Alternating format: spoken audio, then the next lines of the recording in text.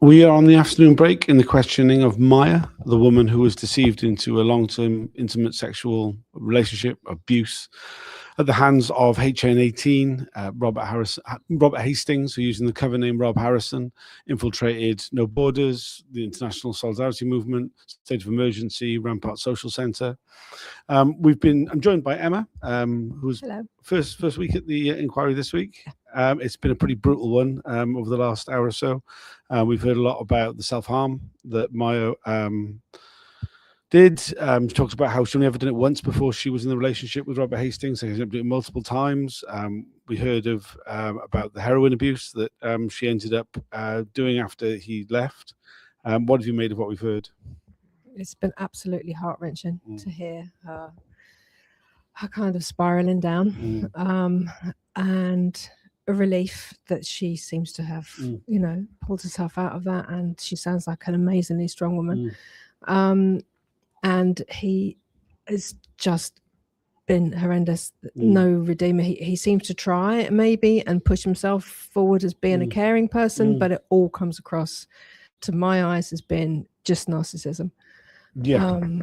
Just wanting to kind of back away, But yeah, I mean, he does this thing which abusive men seem to like to do, of telling a woman that, most other men are awful, but I'm one of the good ones. I'm the good man, and you want to be careful, otherwise you'll lose me, the good man.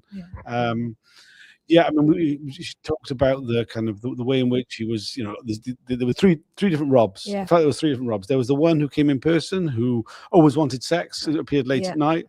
There was the one which she said this was kind of the one she fell in love with, the one who sent emails, these flowery email guy, with the poetry and the caring. And then there was the nasty messages she got. I mean, it's a real head fuck, isn't it? It's absolutely a head fuck. I'll be really interested when he's up on the stand and he's confronted with these things, what he's going to come up with, because I can only presume that he never expected to have to confront that. I would presume his only fear would probably be in case he actually ever met her on the street. But apart from that, he wouldn't have been expecting this. So that's going to be interesting. I don't know how he'd try and wiggle his way out of it. I'm just glad that she seems to be okay. And hopefully she is in a much stronger position now than he is. Yeah, absolutely. I mean, I think like the strength just to actually do what she's doing today, talking through it. She has been emotional at times, but she's been, in the circumstances, incredibly calm, incredibly professional sounding, really kind of, quite articulate, erudite. I think she's worked everything out. She seems to have worked everything out in her head, and the memories, I think, maybe trigger her to feel upset. But I think it sounds to me like she's worked through the shit that's happened to her. I hope so. And fair play if she has. I just hope she continues to be so strong. Yeah, I mean, we saw a lot of the emails that really kind of woven the narrative really of the story. And I mean, it's so many of these undercover officers. We're looking at their reports. Obviously, she wasn't an activist, so he wasn't. I mean, there was one report on her when he first met her. But other than that, there's no reports on her. It's really through these emails that we're kind of getting the contemporaneous information about it. It's your first time attending the inquiry this week. What do you make of it in general? I mean, it was a little bit less stressful the first couple of days. When it was Simon Wellings. It was very, very different. The whole mood in the room was very, very different. Obviously, today we have the screens up, so the room is a lot smaller, but it's also much more serious. Everybody is really somber because of the evidence, whereas the first couple of days, the guy's laughable, really. Right, it's not funny. Obviously, it's not funny, but at the same time, he was. I can't find the words. I'm sure you've done plenty of words for him, but it did mean that the atmosphere is very, very different, and today it has changed a lot. I also the difference in the way that the witnesses are being questioned. I did feel that today everyone was very sensitive in the room towards Maya. It was mainly just the woman who's questioning her. John Mitten hasn't needed to speak up, but everything seems to be very, very sympathetic, which has been good to know, because there weren't a lot of times when women go to court to bring up these kind of things. they're not treated quite so sympathetically. So it's a relief to see that she is being treated very sympathetically. And I think that's something that's definitely developed over time at the inquiry. They claim to have a trauma-informed approach. I think there's a lot of the times they really don't live up to that enough. Right. But I think when it comes to the actual questioning of the women, we've now got to a point where it is incredibly sympathetic. I think back to things during tranche 1, I think back to Madeline, maybe it wasn't quite so sympathetic. But I think they have finally learned that they have to be, really, quite frankly. Yeah. And it's so brutal. The details we're hearing are so brutal. Yeah. I mean, I normally I report on everything that's ever said in the hearings, but I mean, I'm afraid this afternoon there were just huge sections I just couldn't bring myself. It's too personal and too brutal. And it's so gory, basically. I mean, it's like, it's so graphic. Yeah. I think if people really, really want to hear that, they can go and find it online. Yeah, it is all being broadcast.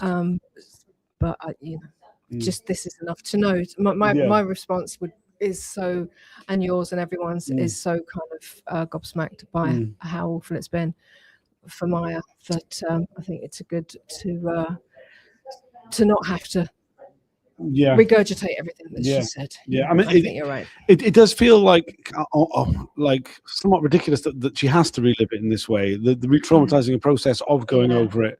I mean, I think it adds a huge amount of power to the questioning that's going to happen to him next week. I think so. I wonder and hope if it's maybe a bit cathartic for Maya as well, to be able to, there are people who have been subject to horrible treatment who do maybe feel better if they do get to say, this is what happened to me, this is my story, this is how I want you to hear it.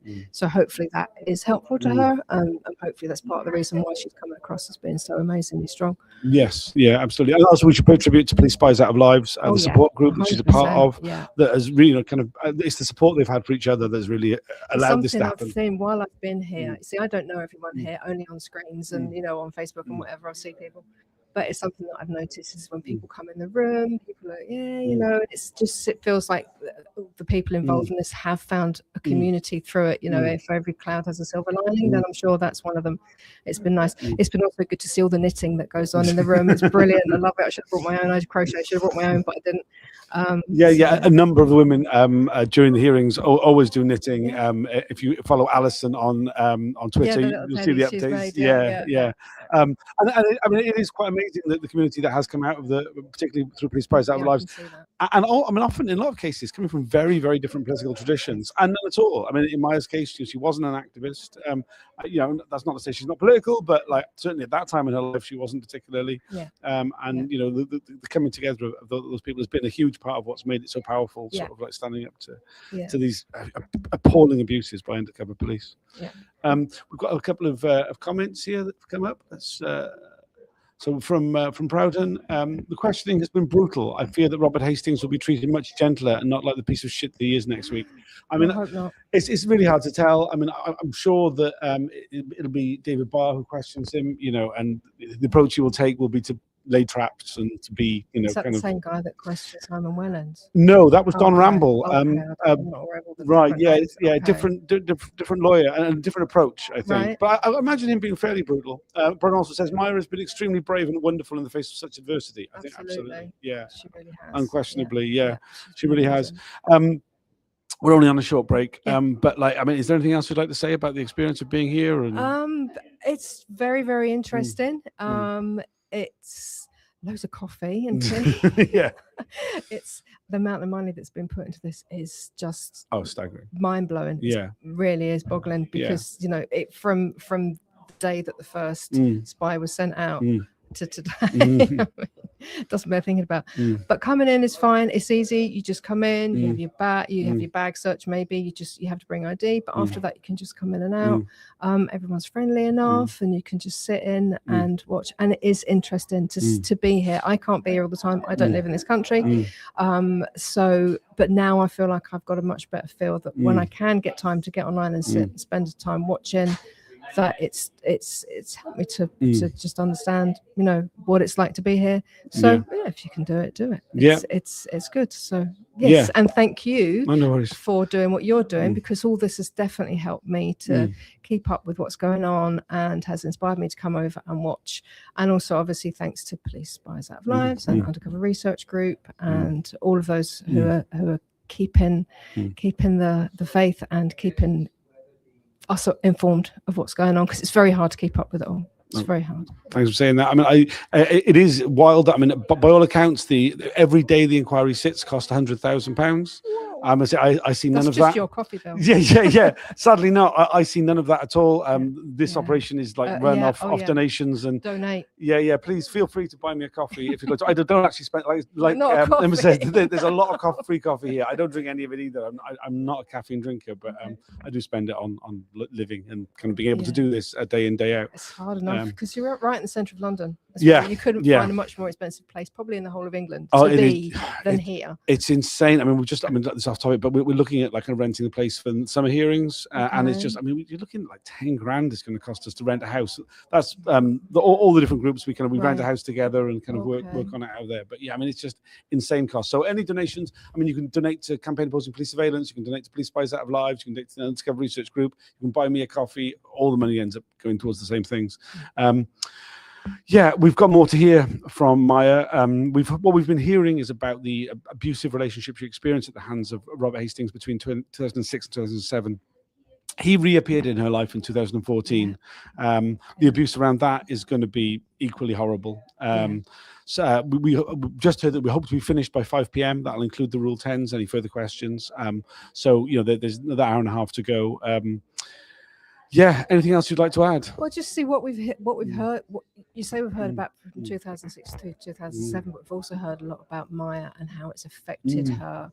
What she was like before she met him, and how it affected her afterwards. So it's taken up such a massive. It's like, I think it's the way with all of the women that I've really heard about, is that it's not just a relationship, it's the knock-on effect that it had as well afterwards on their lives, changing what their course of life might have been. Entirely. So I mean, it's something, I mean, she hasn't mentioned it today particularly, but it's something she certainly mentioned when she's been interviewed in the press in the past, about the way that it just meant that she never had children. Because it was at that time of life. She's not the only one. Right? No, not at all. Which is just heartbreaking. Really tragic. If that's something that you want to do. It's not prerequisite for everyone. No, it's not for me. But if it's something that you want to do, then it's just that someone who with such awful intentions could come and take that away. Something else, someone said in one of the podcasts, a point that they made about the way that the spy cops are given this separate life. So they're given this anonymity, and they're given this, you have to get out of this. And then so it's almost as if on top of being obviously the worst of people, so many reasons, they can be even worse because they're being given that impunity. So they can feel that they can at the time just walk away from it, just drop it in a bin and walk away from it. And that is just one of the many reasons why the whole Spy Cops thing and the way that it was done was just so awful, because it was just giving these men carte blanche to be whoever they want to fantasize to be, and then walk away from it and get on with their lives. It's just horrible. Someone said that in the podcast, but I think it was the Reclaim the Street one. And it really stayed with me that is such a big thing about the way that they acted and how they were given the impunity to do that. It's something which I think has really been developed by Charlotte Kilroy, who's the KC, who represents Category H, the women who are deceived into relationships, talking about the dark playground. This license the men were given. I mean, I kind of think of it as like them getting a taste of how like the Epstein class all live day in, day out. Little, like no consequences, do what you like. It's there's something really chilling about all that, isn't there? And what relief it's coming up to bite them on the arse now. Right. Yeah. Really is, and as you say, they never thought this would happen. They would never thought this would happen. And I mean, the frustration and the fact that nothing particularly bad's going to happen to them, is tempered by the fact that they never thought they'd have to deal with this. So at least, I mean, the extent of it may well just be embarrassment and like made to feel bad when they're being questioned, and then discomfort. Tiny violin, right? But at least it's something. Do you know what I mean? At least it's something. Yeah, you want it to be more. For any proper human being, it would be more. Yes. Whether it would be enough remains to be seen. Yeah. Thanks you so much, Tom. Thank you, and we should head back in. We started by now.